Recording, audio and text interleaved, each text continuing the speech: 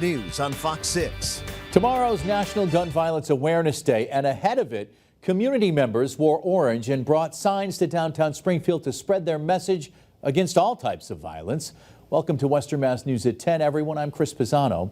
Western Mass News reporter Maria Wilson now joins us in studio with the very latest. Maria. Chris, those I spoke with today say that gun violence has a detrimental impact on their local communities and hope that by promoting peaceful ways that people can work together, it'll put an end to the deadly issue.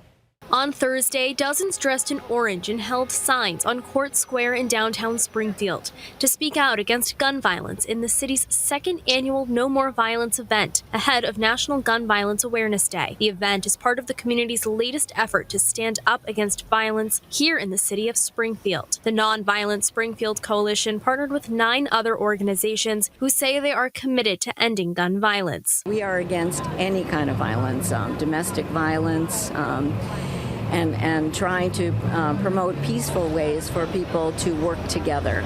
Everyone gets into conflicts and has disagreements, but there are peaceful ways that we can resolve them without resorting to violence. So we're trying to lift up peace and try to quell all the forms of violence. Reverend Lauren Holm from the Nonviolent Springfield Coalition tells us why orange is so significant. Orange is the color that hunters wear so they don't accidentally get shot when they're hunting.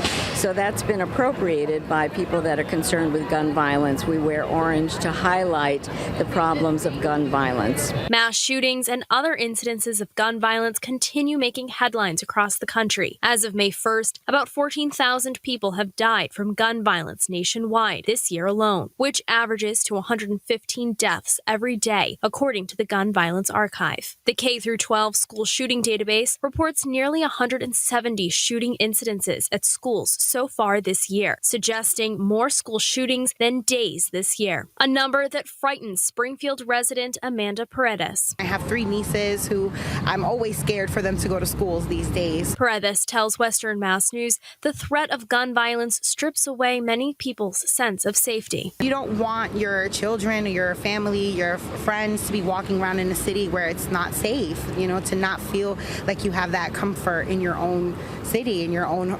neighborhood. Reverend Holm tells me that her organization is working on introducing curriculum geared towards children to help teach them some of those peaceful conflict resolution tactics that she mentioned. Reporting in studio, Maria Wilson, Western Mass News. Maria, thank you.